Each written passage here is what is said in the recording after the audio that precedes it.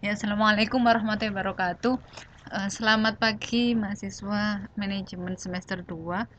Ya, ini rekaman untuk kuliah kita pada TTM pertama, yaitu modul 2, tentang ukuran tendensi pusat dan ukuran letak. Untuk materi kali ini sangat berhubungan dengan modul sebelumnya. Jadi, silakan dipelajari ulang yang modul sebelumnya, karena di modul sebelumnya kita mempelajari tentang distribusi frekuensi, dan sekarang kita akan menggunakan hasil dari distribusi frekuensi tersebut untuk menghitung beberapa ukuran-ukuran statistik. Jadi konten dari modul 2 ini terdiri dari ukuran tendensi pusat dan juga ukuran letak. Ketika kita belajar modul 1, kita hanya belajar untuk menyajikan data, bagaimana membuat suatu distribusi frekuensi, bagaimana untuk membuat tabulasi. Nah, sekarang kita belajar bagaimana menghasilkan suatu informasi dari distribusi frekuensi tersebut. Nah, oleh karena itu kita butuh untuk belajar tentang ukuran tendensi pusat dan juga ukuran letak. Di sini yang pertama, di kegiatan belajar 1, ukuran tendensi pusat. Nah, manfaatnya apa? Manfaatnya untuk memudahkan pemahaman data. Nah, di modul 1 kita belajar tentang ini, penyusunan distribusi frekuensi, dan sekarang kita belajar penghitungan nilai atau ukuran statistik. Ukuran-ukuran tersebut itu ada banyak macamnya, antara lain ukuran tendensi pusat yang terdiri dari misalnya rata-rata hitung, median, dan juga modus. Ini kita akan bahas di modul 2. Ukuran letak juga akan kita bahas di modul 2, sedangkan ukuran penyimpangan, ukuran kemencengan, dan ukuran keruncingan akan kita bahas di modul 3. Nah, ini yang pertama. Ukuran tendensi pusat yang pertama yaitu rata-rata hitung atau mean. Sudah tahu kan ya kalau rata-rata itu bayangannya seperti apa? Nah, pasti sudah familiar semua dengan ini. Nah, pengertiannya yaitu jumlah dari semua data dibagi dengan banyaknya data. Ini ada beberapa simbol. Ada X yang ada seret atasnya itu ya, X ada seret atasnya itu namanya X bar. Itu adalah simbol dari rata-rata hitung untuk sampel. Dan ada juga ini simbol seperti ini namanya mu. Ini untuk melambangkan rata-rata atau mean dari populasi. Jadi diingat-ingat, kalau X bar itu untuk sampel, kalau mu itu untuk mean. Di modul sebelumnya sudah saya terangkan kan ya apa bedanya sampel dan populasi. Jadi ya saya ulang lagi, kalau populasi itu berarti kita mengamati keseluruhan dari objek. Kalau sampel itu hanya sebagian saja. Kemudian yang pertama kita akan mempelajari untuk mencari rata-rata hitung untuk data yang tidak dikelompokkan atau data tunggal. Ini rumusnya. Seperti di kelas tadi yang saya terangkan, jadi rumusnya ada X bar, ini namanya sigma. Sigma I 1 sampai N itu jumlah data. X itu pengamatannya, jadi XI itu dia akan berjalan dari 1 sampai N. Nah, atau bisa dilihat di rumus yang ini. Jadi X1 berarti pengamatan pertama, X2 pengamatan kedua, dan seterusnya sampai Xn. Ini contohnya berat badan 5 orang mahasiswa adalah sebagai berikut. Ada satu mahasiswa yang beratnya 59 kg, 60, 54, 62, 65, ya, ada 5. Kemudian untuk menghitung rata-ratanya, kita tinggal menambahkan, kemudian dibagi dengan jumlah total. Karena jumlah totalnya adalah 5 mahasiswa, maka ini dibagi dengan 5, hasilnya 60. Ya, gampang kan ya? Kemudian setelah mempelajari data tunggal, kita akan mempelajari perhitungan rata-rata untuk data yang dikelompokkan. Nah, ini sudah familiar kan ya dengan distribusi frekuensi seperti ini yang kita pelajari di modul 1. Nah, ini rumusnya sedikit ruwet lagi. Nah, sama. Kita sekarang ada notasi baru yaitu F. Apa itu F? F adalah frekuensi. F adalah simbol dari frekuensi. Jadi kalau datanya itu data berkelompok, kita harus mengalihkan observasi itu dengan frekuensinya. Untuk lebih gampangnya kita lihat contoh di tabel 2.2. Nah, ini tabel ini mengenai keuntungan per tahun dari 50 perusahaan batik di Yogyakarta. Satuannya dalam juta rupiah. Nah, ini frekuensinya. Kemudian kelas mark. Kelas mark itu apa? Kelas mark itu nilai tengah. Jadi di sini ini kan mulai 30 sampai 39,9 atau sekitar 40. Berarti tengah-tengahnya apa? Nilai tengah-tengahnya adalah 35. Begitupun yang ini baris kedua 40 sampai 49,9 berarti titik tengahnya 45 dan seterusnya. Setelah kita hasilkan ini kelas mark atau nilai tengahnya, kita kalikan dengan frekuensi dan dijumlahkan. Kemudian menurut formulanya di sini dibagi dengan jumlah dari frekuensi. Jumlah dari semua frekuensi ini yaitu 50. Dan kita akan mendapatkan rata-ratanya. Ya. Kemudian selanjutnya ini sama, yaitu untuk data yang tidak dikelompokkan. Namun ini untuk distribusi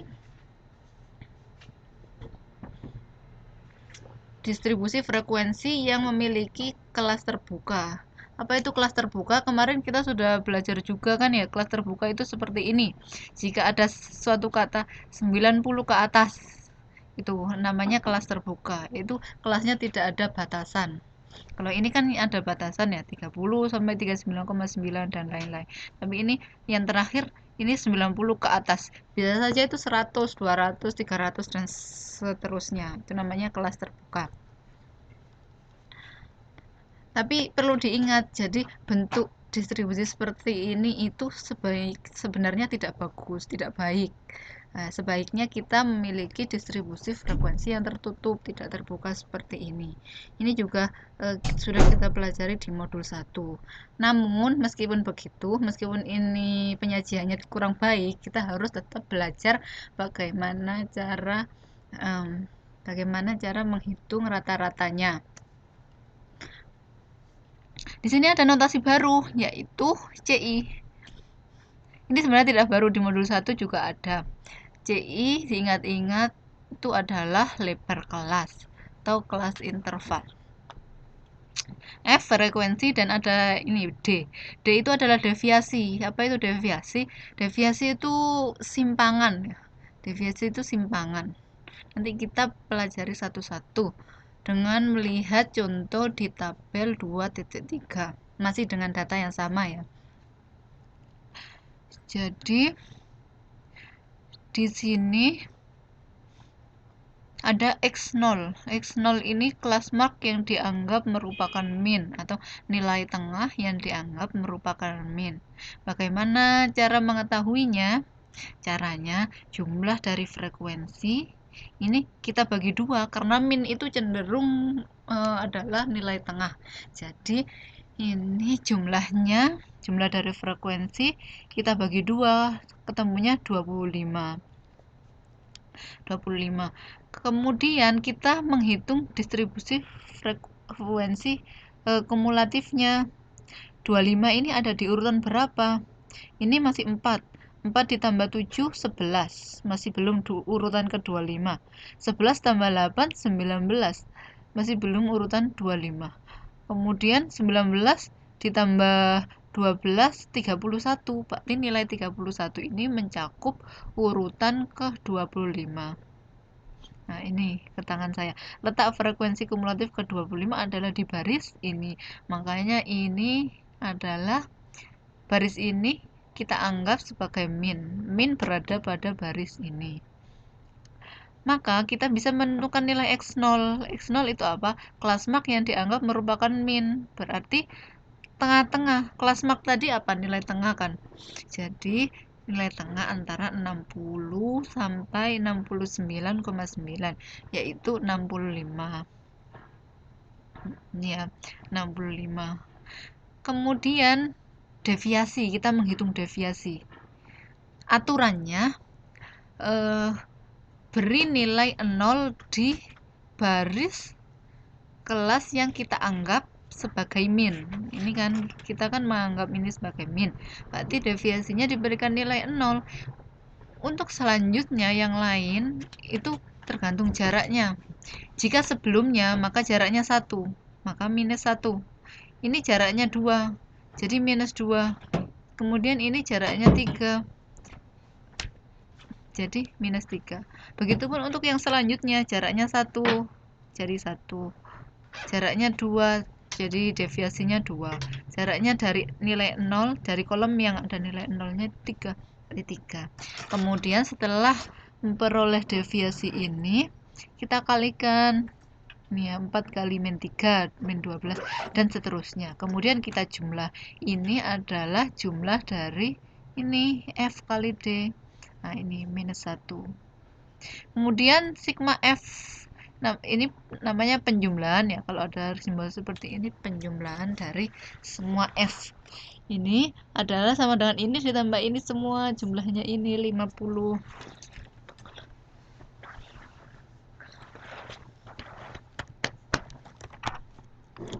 Kemudian CI adalah lebar kelas. Diingat-ingat lagi, lebar kelas itu lihat dari mana? Yaitu lihat dari sini. Jarak antara 30 sampai 39,9. Anggap saja 40. Jarak antara 30 sampai 40 berapa? 10. Jadi kita bisa menghitung seperti ini. Artinya 64,8. Ya. Jadi seperti itu. Kemudian sebelum menginjak ukuran tendensi pusat yang kedua, yaitu median, kita harus tahu bagaimana cara interpretasi atau cara penyajian jika kita memiliki rata-rata. Jadi contohnya ya, untuk di tabel 2.3, maka kalau menulis laporan, bisa dilaporkan bahwa rata-rata keuntungan per tahun dari 50 perusahaan batik di Yogyakarta adalah 64,8 juta rupiah. Itu. Kemudian kita mempelajari ukuran tendensi pusat yang kedua, yaitu median. Sudah sering mendengar kata median? Nah, jadi median itu nilai yang letaknya di tengah-tengah setelah data tersebut diurutkan, atau rata-rata dari dua nilai yang letaknya di tengah-tengah apabila jumlah data genap. Intinya, median itu adalah nilai tengah. Jadi kalau kita memiliki suatu data, itu nilai tengahnya bagaimana. Tapi syaratnya ada satu, yaitu harus diurutkan terlebih dahulu. Jangan lupa. Yang pertama, seperti yang sebelumnya, kita akan belajar mengenai pencarian median pada data yang tunggal atau tidak dikelompokkan. Bisa dilihat rumusnya seperti ini. LMD ini maksudnya letak median. Jadi N adalah jumlah data atau banyaknya data. Jika itu data tunggal, maka N plus 1 per 2. Kenapa per 2? Karena kita membagi keseluruhan data menjadi dua bagian, berarti itu setengah ya. Anggap saja setengah kali banyaknya data ditambah 1. Nah, contohnya ada dua, ini ada dua contoh. Yang pertama, jika jumlah data ganjil, dan yang kedua, jika jumlah data genap. Contohnya yang jumlah data ganjil, ada 7 anak yang diukur usianya. Ini ya, jadi pertama kita harus mengurutkan. Ini ada 7, berarti letak mediannya 7 plus 1 per 2. Ini sama dengan 4. Berarti kita mencari urutan data keempat. 1, 2, 3, 4. Jadi hasilnya 5. Gampang ya. Kemudian selanjutnya, jumlah data genap. Usia warga dalam sebuah RT. Ini ada 10 warga. Ya. Pertama diurutkan dulu. Kemudian menghitung letak mediannya. Ternyata kita dapatnya pecahan, yaitu 5,5. 5,5 letaknya di mana? Kalau urutan kelima itu kan 1, 2, 3, 4, 5. 5,5 berarti di tengah-tengah ini. Nah, jadi medianya bagaimana? Medianya ini. Nilai ini dengan nilai ini ditambah dibagi 2 sama dengan 52. Gitu. Kemudian selanjutnya seperti biasa setelah mempelajari data tunggal, kita sekarang mempelajari data yang berkelompok. Letak medianya untuk data yang berkelompok sama, setengah dikali N, tapi tanpa plus 1. Diingat-ingat kalau itu data tunggal maka N-nya N plus 1. Tapi kalau datanya data berkelompok hanya N saja. Dan ini rumus untuk nilai mediannya. Ini ada notasi baru L. Apa itu L? L adalah kelas boundary bawah pada kelas interval. Artinya ini batas bawah pada kelas interval yang kita pilih. Nah, kemudian ada lagi J. J adalah selisih antara letak median dengan frekuensi kumulatif sebelum kelas letak median. Nah, ini untuk lebih mudahnya kita langsung lihat di contoh ya. Contohnya ada di tabel 2.4 masih dengan data yang sama. FM itu adalah frekuensi. Kemudian CI masih lebar kelas. Kemudian ini jika kita lihat pada tabel 2.4 ya, pertama kali yang harus kita lakukan selalu mencari letak atau urutan di mana median itu berada. Nah, ini rumusnya N plus 2, 50. Jumlah datanya 50 ya. Jadi data dia terletak di urutan ke 25. Kita menghitung frekuensi kumulatif. Frekuensi kumulatif itu dihitung dari ini ya. 4 tambah 7, 11. 11 ditambah 8, 19. 19 tambah 12, 31. Seperti itu dan seterusnya. Ini ya. 25. Kita harus mencari 25 ini itu ada di mana? Ada di sini kan ya, di baris ini. Kenapa di baris ini yang frekuensi kumulatifnya 31? Karena nilai 31 ini mencakup 25. Kalau sampai baris ketiga saja, baris ini saja, ini masih 19. Jadi belum 25. Jadi di sini kita memilih baris ini yang frekuensi kumulatifnya 31. Kemudian kita hitung nilai mediannya. Ini di buku salah ya, tolong dibenarkan. Jadi yang benar itu seperti ini.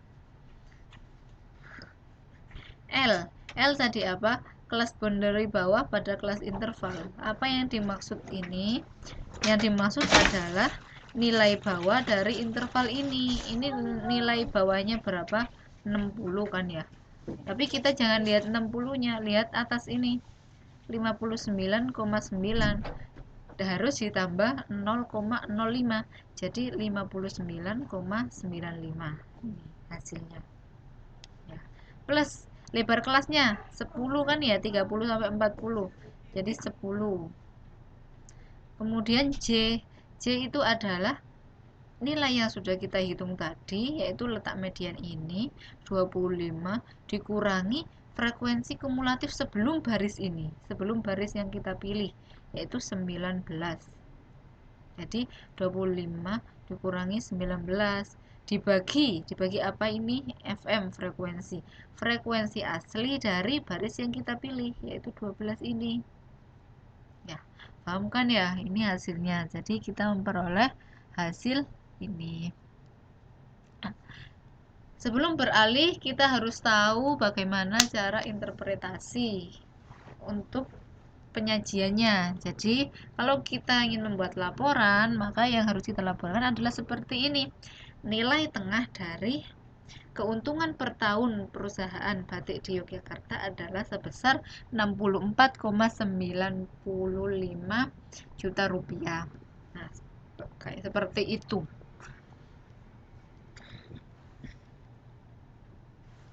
Gimana? Lanjut ya. Lanjut ke slide berikutnya. Nah, ini ukuran tendensi pusat yang ketiga. Tadi apa? Yang pertama adalah mean atau rata-rata. Yang kedua median, dan sekarang modus. Apa itu modus? Nah, modus adalah nilai yang sering muncul. Kata kuncinya adalah itu. Keadaan, sifat, atau nilai yang paling sering terjadi. Dalam praktek dimungkinkan suatu data tidak mempunyai modus atau lebih dari satu modus atau bimodus. Yang pertama, mencari modus untuk data yang tidak dikelompokkan. Sudah data tunggal. Yang pertama kita mencari modus di sini dulu. Contohnya ada 20 mahasiswa yang mengikuti kuliah statistika diukur berat badannya. Ini.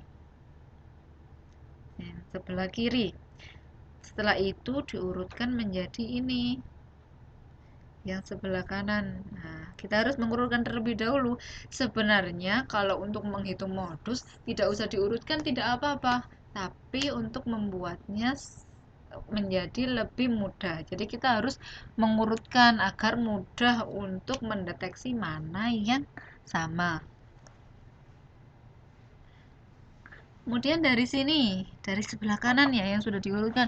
Ini bisa kita lihat, makanya ini bisa jelas ya. Ini ada 2 yang sama untuk 40, ada 2 yang sama untuk 50. Nah, ini ada 3 yang sama untuk 60. Jadi, nilai yang paling banyak muncul itu adalah 60. Berarti modusnya 60. Nah, ini juga ada contoh untuk data tanpa modus. Ada 5 data. Ya, 1, 2, 3, 4, 5. Nah, ternyata frekuensi setiap nilai adalah sama sehingga data tersebut tidak memiliki modus. Dan juga ada data yang bimodus atau memiliki 2 modus, yaitu ini. Ini ya, setelah diurutkan ternyata ini nilai 2 ada 3, nilai 3 juga ada 3, berarti data ini memiliki 2 modus, yaitu 2 dan 3. Selanjutnya kita belajar mencari modus untuk data yang dikelompokkan.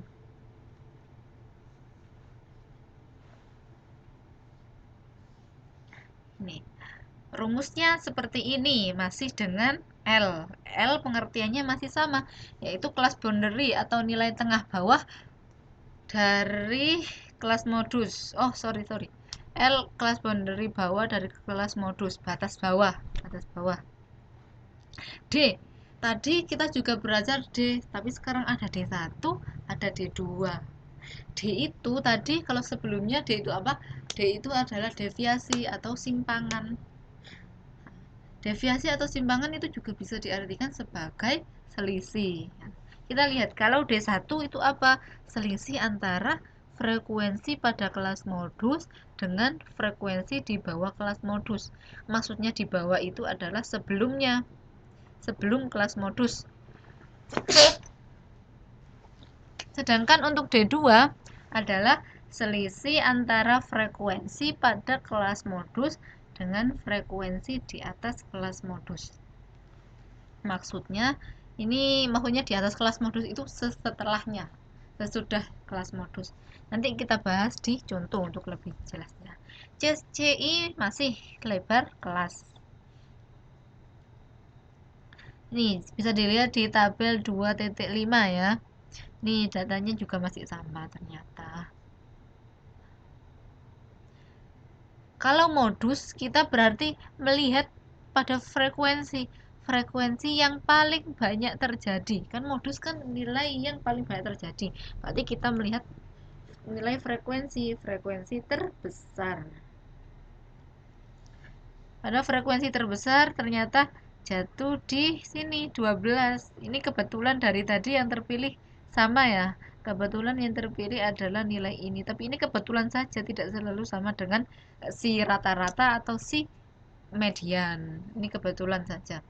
Ini pokoknya dilihat nilai yang terbesar dari sini, dari frekuensi. Nah, kita pilih baris ini, letaknya modus di sini. Kemudian kita mencari D1, selisih antara frekuensi pada kelas modus dengan frekuensi sebelum kelas modus. Berarti 12 dikurangi frekuensi sebelumnya, 8. Yang D2, 12 dikurangi 9 frekuensi setelahnya. Gampang kan ya? Kemudian L, pengertian L masih sama. Batas bawah dari ini. Batas bawahnya 60. Kita lihatnya harus melihat yang sini. Ditambah 0,05. Jadi berapa? 59,95. Ini CI yang ini. CI masih 10 ya, sama ya. Kemudian kita masukkan nilai D dan akhirnya ini. Pengertiannya bagaimana kalau modus?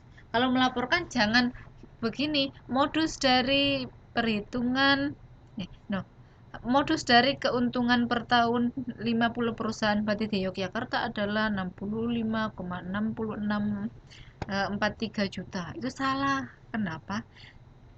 Karena kalau ada orang awam yang membaca dan dia tidak tahu apa itu modus, maka dia tidak akan mengerti maksud kita. Jadi kita harus bilang seperti ini. Pada umumnya atau kebanyakan perusahaan batik di Yogyakarta itu memiliki keuntungan sebesar 65,6643 juta. Seperti itu, harus seperti itu untuk membuat orang yang membaca laporan kita itu paham. Gitu ya. Jadi ini akhir dari ukuran tendensi pusat. Tadi ada apa saja? Tadi ada min, median, dan modus. Sekarang kita beralih ke ukuran selanjutnya, yaitu ukuran letak. Ukuran letak ini terdiri dari median, kuartil, desil, dan persentil. Median itu masuk ke ukuran tendensi pusat dan juga bisa masuk ke ukuran letak. Nah, pengertiannya seperti ini. Jadi median itu letaknya di tengah-tengah. Maka median juga merupakan salah satu ukuran letak karena median membagi suatu distribusi menjadi dua bagian yang sama besar. Nah, sini. Kalau ini namanya kurva distribusi. Ya, ini namanya kurva distribusi. Bentuknya seperti lonceng atau bel ya. Median, kalau kita median berarti kita membaginya menjadi dua bagian yang sama ya, sama-sama 50% 50% di median. Nah, selanjutnya kuartil. Kalau kuartil pengertiannya tidak jauh beda dengan median, namun kuartil ini membagi kurva distribusi menjadi 4 bagian.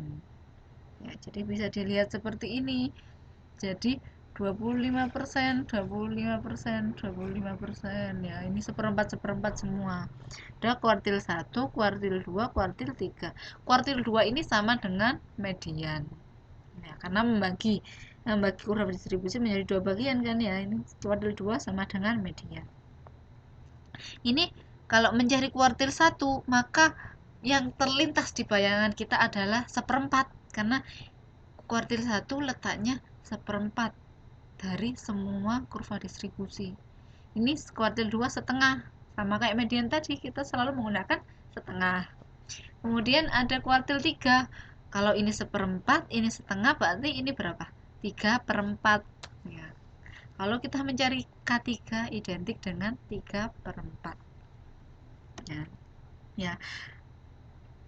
Kemudian seperti biasa kita pertama belajar untuk mencari kuartil untuk data yang tidak dikelompokkan atau untuk mencari data tunggal ya. Di sini kita mempunyai 20 data. 20 data tunggal. Kemudian kita mengurutkannya. Kita harus mengurutkan dulu, jangan lupa ya. Selanjutnya apa? Kita harus mencari letak kuartil. Letak kuartil. Kalau untuk mencari letak kuartil 1 maka seperempat. Kuartil 2 maka setengah. Kuartil 3 maka 3/4. Ya itu dihafalkan gitu ya.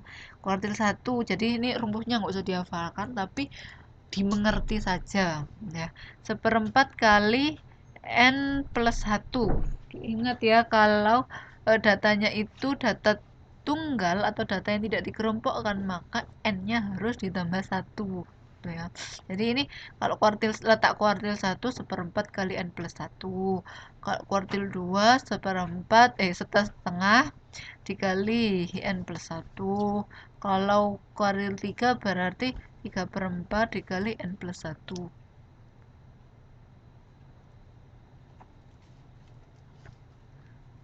Jadi ini kita menghitung ya. Kita menghitung dari data kita, hasilnya seperti ini. Setelah memperoleh letak kuartil, kita akan mencari nilai kuartilnya. Kita akan mencari nilai kuartilnya. Bagaimana caranya? Jadi caranya, ini kan ya contoh kuartil 1. Letak kuartilnya adalah di urutan 5,25. Nah, kita lihat urutannya. Kan 5,25. Kita mencari urutan kelima, urutan data kelima. 1, 2, 3, 4, 5. Data kelima ada di sini. Adalah 21. Ya, 21 ini. Maka kita tulis 21.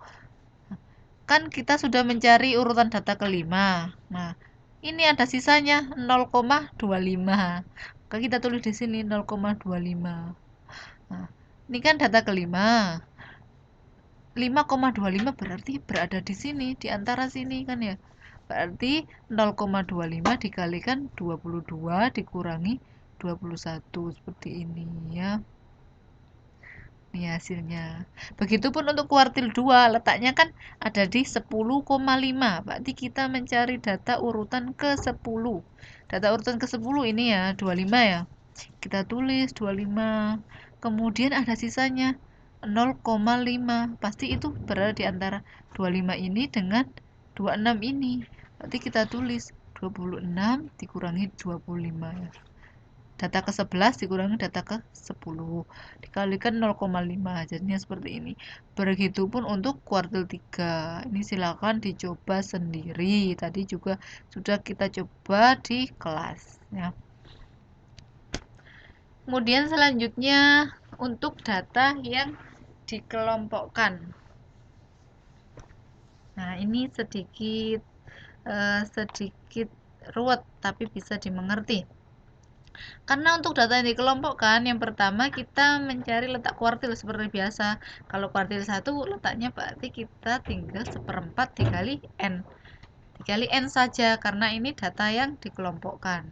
Kalau kuartil 2 berarti ini 1/4 dikali n. Untuk kuartil yang kedua setengah dikali n. Kuartil 3 3/4 dikali n ya. Tidak jauh beda dengan sebelumnya. Ini kita sudah mendapatkan hasil letak kuartilnya. Kemudian kita menghitung nilai kuartil. Rumusnya tidak jauh beda juga dari sebelumnya ya. Ada L1. Masih ingat kan ya L1? Nah, kita coba mengerjakan kuartil 1 ya.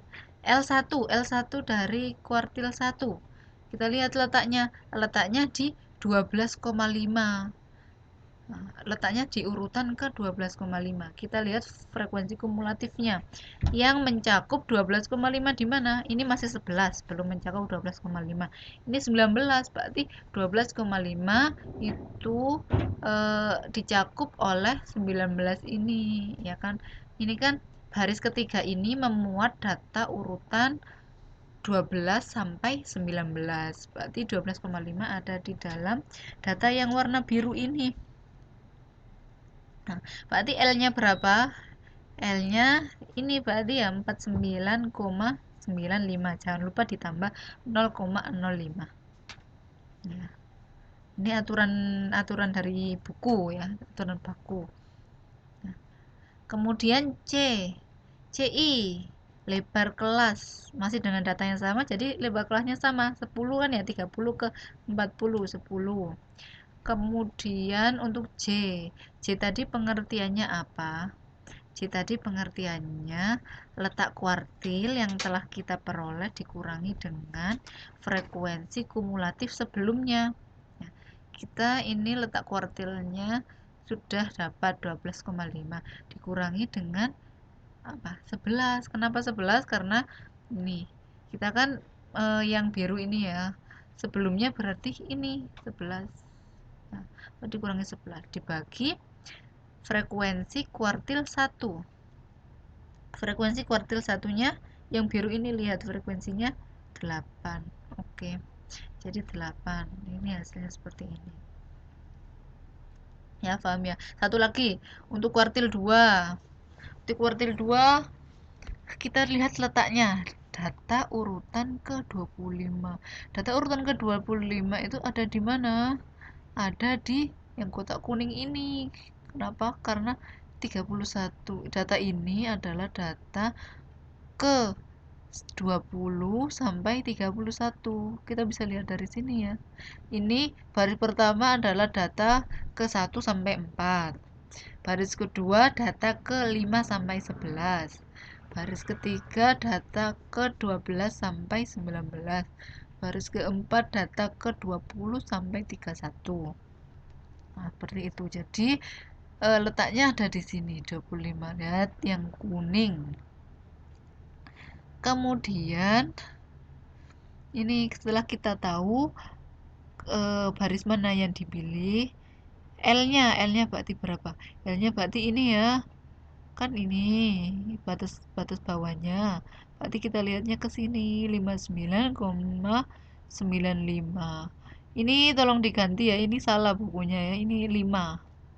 Ini 5. Ya, 59,95. Ya, tolong diganti 59,95 ditambah C1 masih 10. Kemudian J, diingat-ingat lagi, J adalah ini letak yang sudah kita peroleh, yang sudah kita hitung, dikurangi dengan frekuensi kumulatif sebelumnya.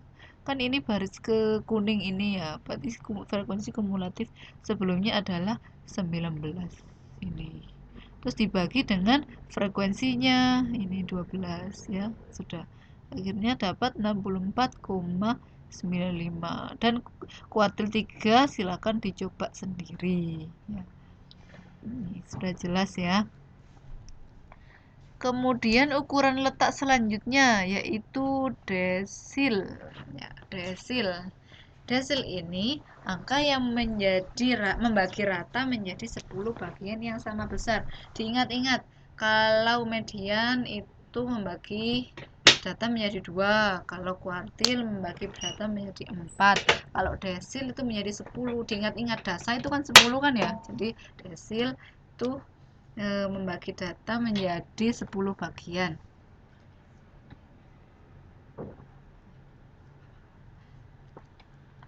Kemudian ini yang pertama kita belajar untuk data tunggal atau data yang tidak dikelompokkan. Seperti biasa kita harus mengurutkannya terlebih dahulu. Di sini ya. Kemudian setelah itu kita menghitung letak desil. Ini kita hanya perlu menghitung sampai letak desil 9 karena totalnya kan 10. Berarti kita 10 bagian, berarti kita perlu menghitung 9 bagian saja. Seperti tadi kuartil kan membagi kurva distribusi menjadi 4 bagian. Jadi kita hanya perlu mencari kuartil 1 sampai 3 saja. Begitupun ini, karena kita membagi suatu kurva distribusi menjadi 10 bagian. Makanya kita hanya perlu mencari desil 1 sampai desil 9 saja. Untuk rumus dari letak desilnya nggak usah dihafal, dimengerti saja. Karena kita membagi sesuatu menjadi 10 bagian, maka letak desil 1 berarti apa? 1/10. Letak desil 2 berarti 2/10 dan seterusnya sampai 9/10. Lihat ini ya, 9/10. Dan ini seperti yang saya tekankan berkali-kali, kalau datanya itu tidak dikelompokkan atau data tunggal, maka n-nya n+1 untuk mencari letaknya ya. Ini silakan dirubah. Ini ada yang salah juga. 3-nya dikeluarkan dari kurung. Nah, 3-nya dikeluarkan dari kurung. Jadi kalau mengerjakan, dikerjakan yang dalam kurung dulu ya. N-nya ditambah 1 dulu, baru dikali 3. Ini yang benar. 3-nya jadi dikeluarkan dari kurung ya. Terus ini. Kemudian ini cara penghitungan letak desil. Sudah ya, kita dapat letak desil yang seperti ini. Kemudian selanjutnya adalah kita menghitung desil. Perhitungannya seperti ini. Contoh ya, desil 1. Letaknya ternyata 2,1. Data ke 2,1.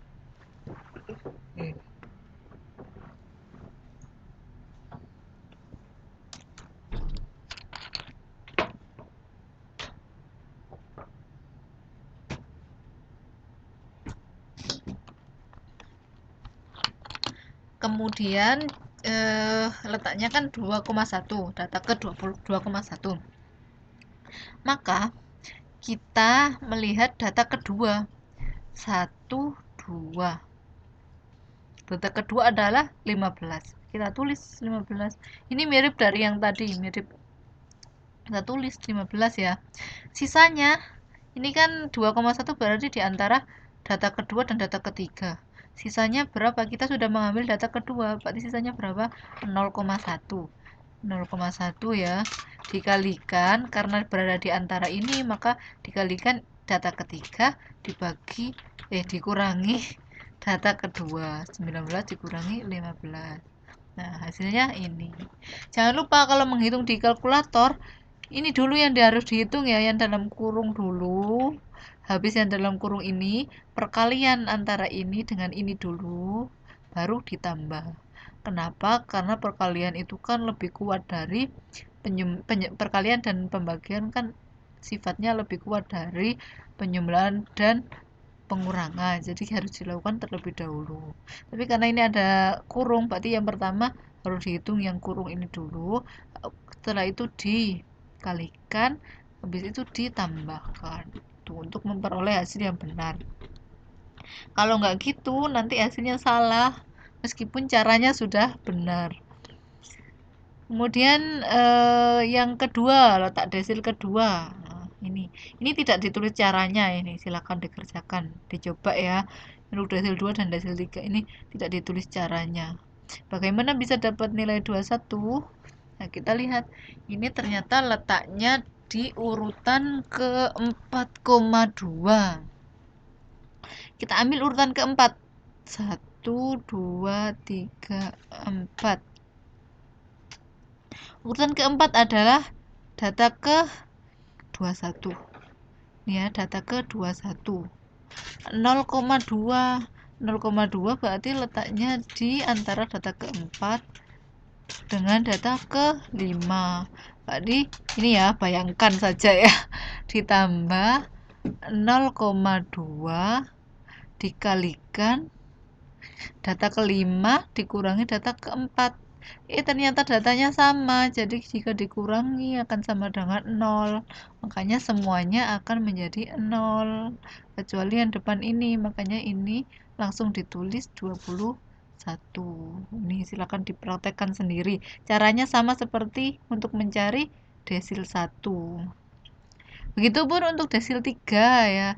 Ini juga sama. 6,3 letaknya di urutan ke 6,3. Berarti kita cari data ke-6. 1, 2, 3, 4, 5, 6. Data ke-6 adalah 22 angkanya. Kita tulis ditambah sisanya berapa? 0,3 kan ya. 0,3 dikali ini antara 6 sama 7 kan ya letaknya. Dikali data ke-6, ini data ke-7, dikali data ke-7 dikurangi data ke-6, ternyata datanya sama, jadi kalau dikurangi menjadi 0, jadi semua yang sebelah kanan akan menjadi 0, jadi sisa yang ini, makanya ini tidak ditulis. Untuk selanjutnya silakan dipraktekkan sendiri, ini semua hasilnya sudah benar, jadi silakan dipraktekkan sendiri untuk mengecek hasilnya. Kemudian kita beranjak ke perhitungan desil untuk data yang dikelompokkan. Nah, ini datanya sepertinya masih sama ya, di tabel 2.7. Silakan dilihat. Pertama, sebentar ya, baterainya habis.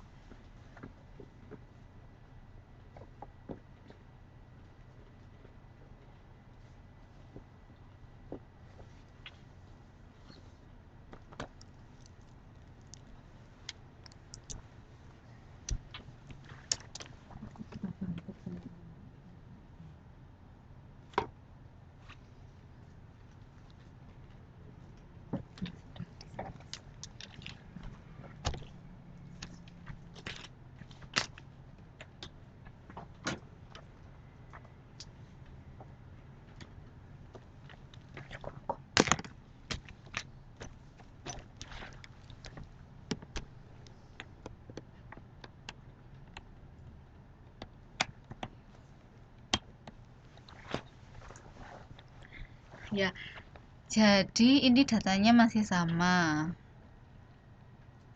Ini ya, letak desilnya.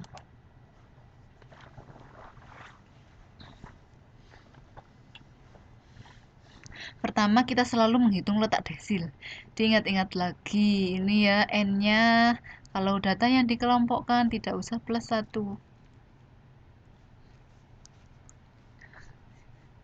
Tidak usah plus 1. Tapi kalau ini desil 1 berarti 1/10. Desil 2, 2/10 dan seterusnya. Desil 9, 9/10 kali N ya.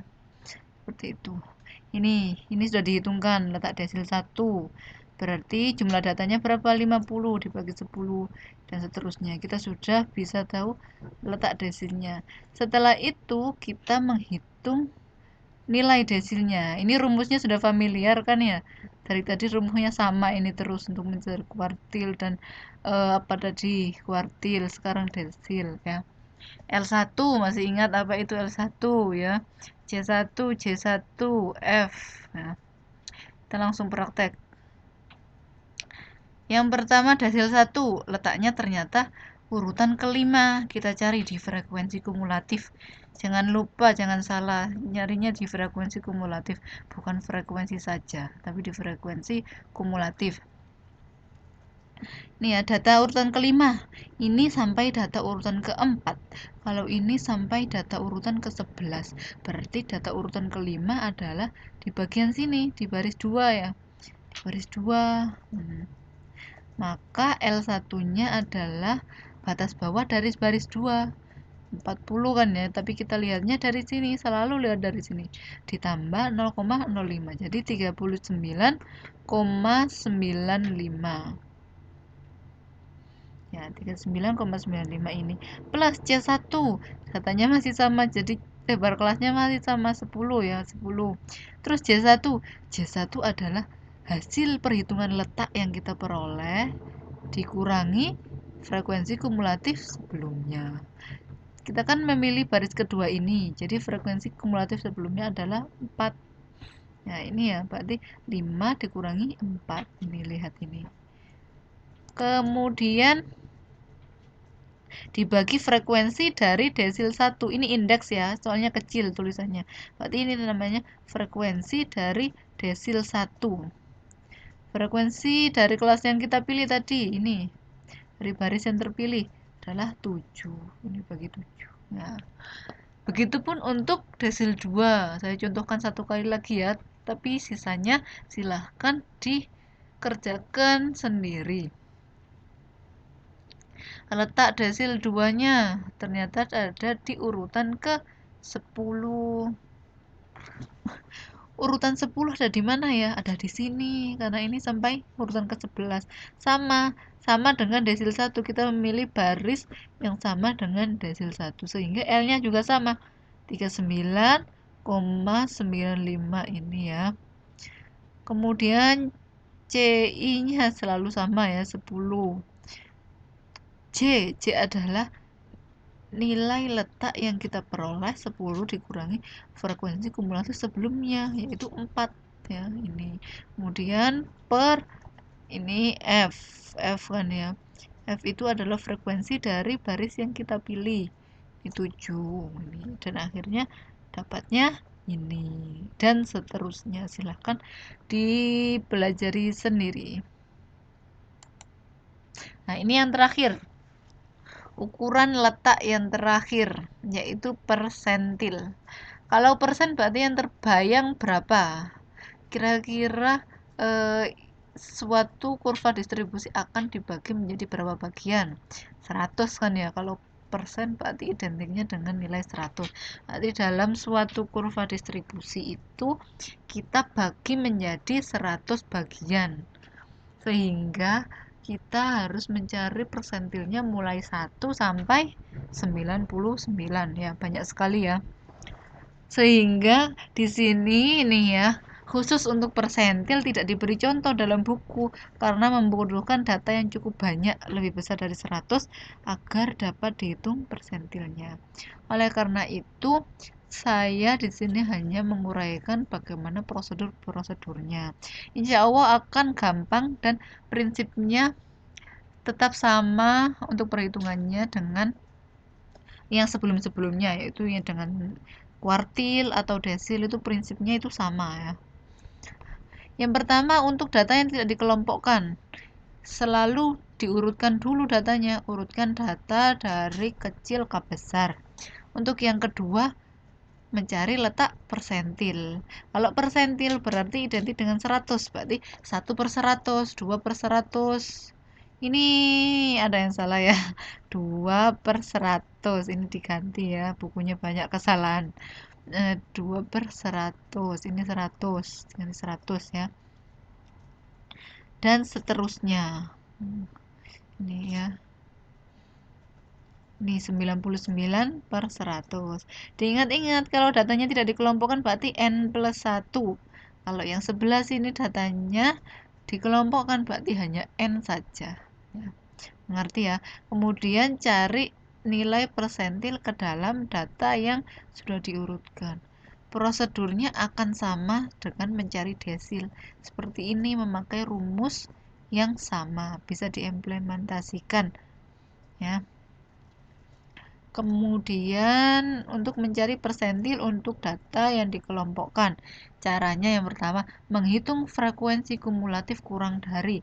Maksudnya frekuensi kumulatif itu seperti ini, lihat di slide sebelumnya ya, ini frekuensi biasa, kemudian frekuensi kumulatif. Caranya bagaimana sudah tahu ya, 4 ditulis saja 4 tambah 7, 11. 11 tambah 8, 19.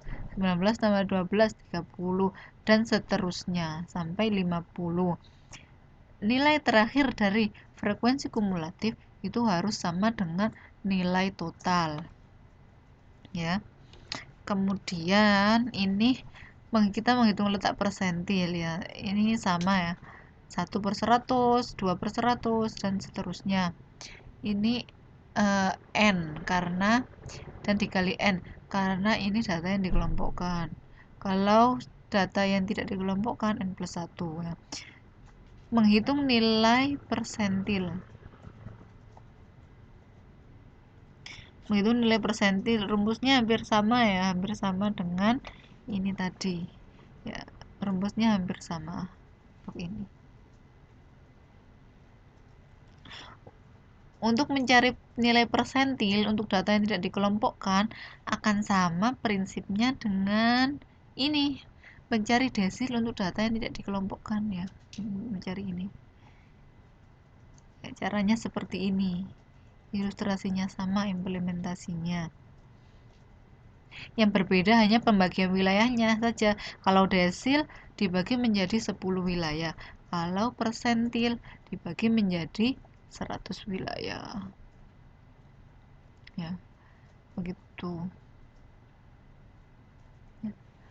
Demikian untuk modul 2 ini, semoga apa yang saya ajarkan bermanfaat, dan juga harus diperbanyak latihan untuk statistik ini karena nanti pas ujian juga ujiannya akan hitung-hitungan seperti ini, jadi harus banyak latihan, dan juga selalu sedia kalkulator ya untuk latihan untuk memudahkan.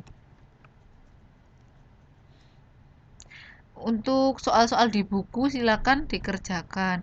Itu mungkin ada kesalahan yang sudah saya koreksi tadi di kelas kan ya. Itu kalau ada yang tidak hadir, tolong tanya teman-temannya. Itu tadi ada beberapa kesalahan untuk di latihannya, di latihan di buku. Itu tolong dikerjakan semuanya. Ya. Terima kasih atas perhatiannya. Demikian adalah akhir dari modul 2. Untuk pertemuan selanjutnya, sampai jumpa pada hari Kamis untuk membahas modul 3. Dan diharapkan modul 1 dan modul 2 ini sudah dapat dikuasai untuk mempermudah kita memasuki modul 3. Karena akan selalu berkelanjutan antara modul 1, modul 2, dan modul 3. Terima kasih.